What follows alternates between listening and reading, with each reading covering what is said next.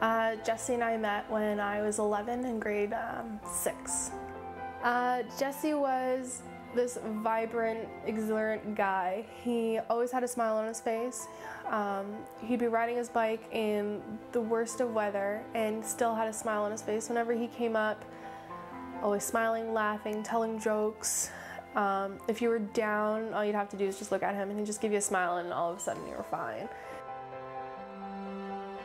So that morning, saying goodbye, he, was like, "I love you," and I kind of like, "Love you too," and he like opens the door. He's like, "Pardon me, what did you just say?" I'm like, "I love you too," and he's like, "Okay," because like I was just being stubborn and wasn't saying it, and so then I drove out of his parking lot and took one last look, and there he was mooning me. It's the last vision of Jesse I have.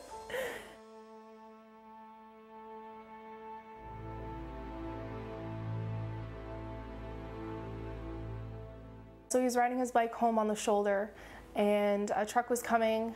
The highway was 80 kilometers an hour. He was reported driving 110.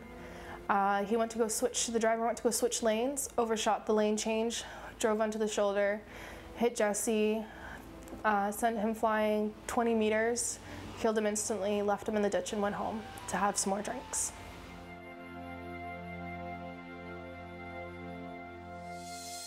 About 1:15, I heard my phone ringing. So I looked at the phone and it said my dad's office number, which is in the house. And I'm like, why is my dad calling me? You know, it's an odd hour, he wouldn't be calling me about the house. And at this time, my grandpa was sick. So I just assumed, okay, maybe, like I didn't think my grandpa was that ready to go, but maybe something happened. Wouldn't it be my mom calling me, like, you know, and he's like, "I have some bad news." Still thinking about my grandpa. And I'm like, "Okay," and he's like, "It's about Jesse," and my heart just sank.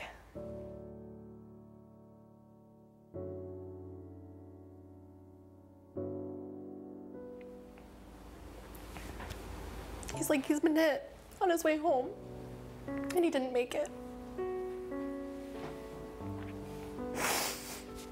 And my world stopped for a minute.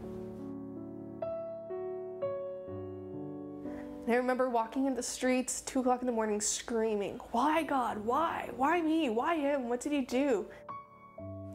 I think the worst moment was probably when they carried him out.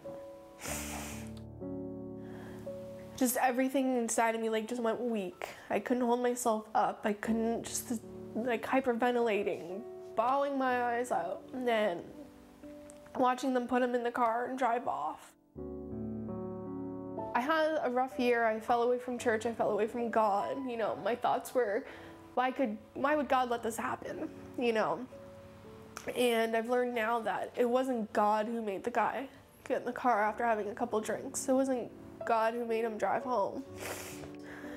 The healing process, it still is hard, and I feel like it was harder because he was killed instantly out of nowhere. He's 22 and doing something he does every day. So you get the news of that, then you have to go through the viewings and then the funeral, and it's not done after the funeral, you know, because it was an impaired driver that killed him. It was the court proceedings and having to go to court and hear the details. Like most of the details I heard on the news, his family didn't even know. And then it feels like I was saying, you know, you feel like everything's going all right, you know, life's going good, I got a job, I just got a car, I got this, and then I run into the impaired driver. The one verse that I like is because I share my story so often now is, you know, you meant evil for this, but God meant for good in saving people's lives.